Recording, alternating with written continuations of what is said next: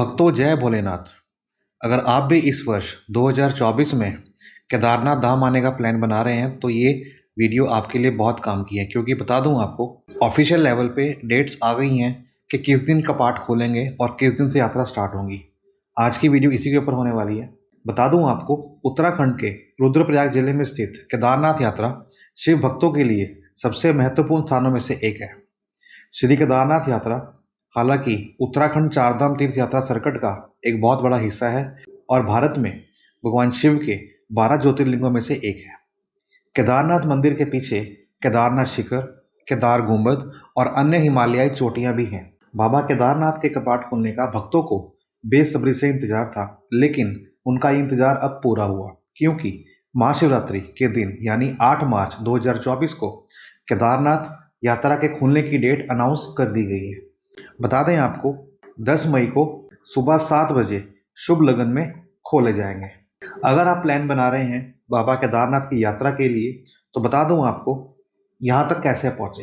हालांकि ट्रेन द्वारा, सड़क द्वारा या फिर अगर हम बात करते हैं फ़्लाइट की तो उसमें भी आया जा सकता है। हालांकि उसके लिए हमें हवाई अड्डा जॉली ग्रांट में आना पड़ेगा, जो कि देहरादून में पड़ता है। लेकिन अगर हम बात करते हैं ट्रेन द्वारा तो जो निकटतम स्टेशन है वो फ़िलहाल के लिए बात करें तो वो है ऋषिकेश, लेकिन आने वाले टाइम में हमें कनेक्टिविटी ट्रेन की यहाँ तक भी मिल जाएगी, जो कि अभी इस साल नहीं है।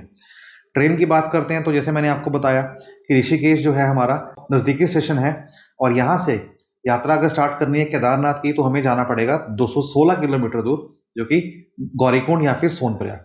सड़क द्वारा मार्ग चुनते हैं तो गौरीकुंड के लिए बसें और टैक्सियां उत्तराखंड के प्रमुख स्थलों जैसे देहरादून, ऋषिकेश, हरिद्वार, टेहरी, उत्तरकाशी, पौड़ी, श्रीनगर, चमोली आदि से आसानी से उपलब्ध है। इन किसी भी जगह से अगर आप आना चाहते हैं गौरीकुंड तो सीधा बसें मिलती हैं। गौरीकुंड जो है राष्ट्रीय राजमार्ग 109 पर स्थित है, जो कि रुद्रप्रयाग को केदारनाथ से जोड़ता है। हवाई मार्ग की बात करें तो जो केदारनाथ का जो निकटतम स्टेशन है वो है जॉली ग्रांट एयरपोर्ट, जो कि इसकी दूरी लगभग 238 किलोमीटर है। हालांकि अगर हम बात करते हैं हेलीकॉप्टर की तो यहाँ से भी हेलीकॉप्टर की सेवाएं हैं, लेकिन उसकी बुकिंग अभी स्टार्ट नहीं हुई है। तो जब होंगी, कितना किराया है, ये सब मैं आपको बताऊंगा आने वाले वीडियोस के अंदर। बता दूं आपको, अगर आप इस चैनल पर नए हैं तो ऐसे यूजफुल अपडेट्स के लिए सब्सक्राइब करना बिल्कुल ना भूलिएगा और हाँ, बेल आइकन पर जरूर प्रेस कीजिएगा ताकि जब भी कोई ऐसी वीडियो आए उसकी जानकारी आप तक पहुँच सके। जो भक्त पहली बार आना चाहते हैं तो बता दूं आपको, भक्त जो हैं विभिन्न मार्गों से केदारनाथ पहुंच सकते हैं। जैसे मैंने अभी आपको बताया, चाहे वो ट्रेन हो, चाहे वो फ्लाइट हो, चाहे वो बस हो। सबसे आम मार्ग जो है वह सड़क का मार्ग, जिसमें लोग अक्सर अपनी गाड़ियों में आते हैं, टैक्सीज में आते हैं और बसेज में आते हैं। तो यहाँ तक पहुँचने के लिए हमें आना पड़ता है गौरीकुंड, और फिर जो ट्रैक स्टार्ट होता है हमारा वो गौरीकुंड से होता है, जो कि लगभग 22 किलोमीटर हमें चलना होता है पैदल। हालांकि जो हमारे साइन बोर्ड्स हैं वो इंडिकेट करते हैं 16 किलोमीटर, लेकिन बता दूं आपको वो 2013 से पहले का है, आपदा से पहले का। लेकिन एक्चुअल में बात करें तो 22 से 23 किलोमीटर पड़ता है पैदल यात्रा गौरीकुंड से बाबा केदारनाथ धाम के लिए। जो लोग वैकल्पिक साधन से जाना चाहते हैं उनके लिए घोड़ा, खच्चर, पिट्ठू, पालकी और हेलीकॉप्टर सेवाएं भी उपलब्ध हैं। इनके रेट्स क्या होंगे वो आने वाली वीडियोस के अंदर आपको बताऊंगा जब ऑफिशियली वो डिस्क्लोज होंगे। आवास की बात करूं, रहने की व्यवस्था की बात करूं, सो केदारनाथ के रास्ते में चाहे वो जंगल चट्टी है, चाहे वो सोनप्रयाग है, चाहे वो गौरीकुंड है, गेस्ट हाउस, टेंट और धर्मशालाएं हर तरह की वहाँ पे अवेलेबल है। हालांकि रेट्स की बात करूँ, जो GMVN के अपने टेंट होते हैं उनका रेट फिक्स होता है, लेकिन जो हम बात करते हैं वहाँ पे प्राइवेट होटल्स की तो वो अपना मन मांगा रेट तय करते हैं। इसमें हम अगर बात करें एवरेज की तो 2000 रुपये पर पर्सन पड़ता है एक नाइट का।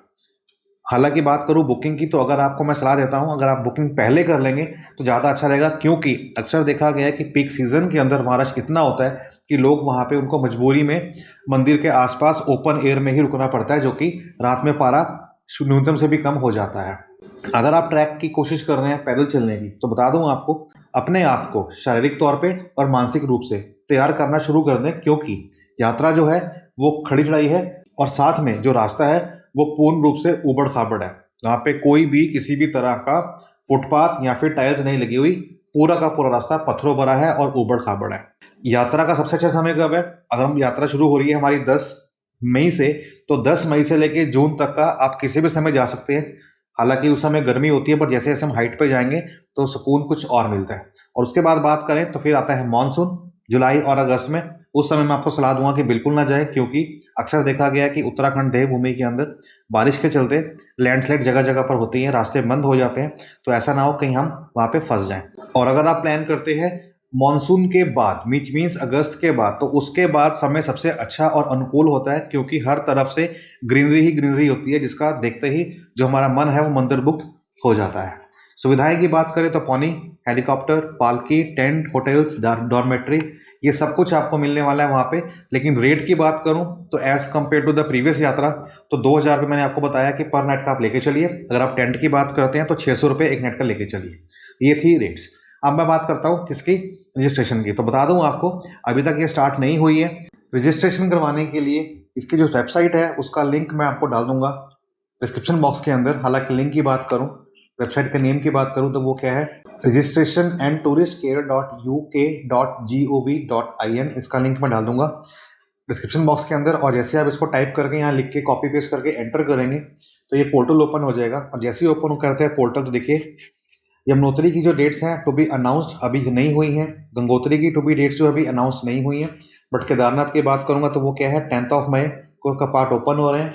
वहीं अगर हम बात करें बद्रीनाथ की तो ये भी ऑफिशियली अनाउंस हो गया है। इसकी डेट क्या है, 12 मई को। और अगर बात करते हैं श्री हेमकुंड साहिब की तो उसकी जो डेट अनाउंस है वो है 25 मई की। तो ये थी बात कुछ रजिस्टर करने की। इसको अगर मैं कंटिन्यू करता हूँ और बात करता हूँ कि how to register yourself for the upcoming yatra, तो वो अभी ओपन नहीं हुई है। तो जैसे ही वो ओपन होएगी मैं आपको बताऊंगा कि उसका प्रोसेस क्या है, रजिस्टर कैसे करेंगे।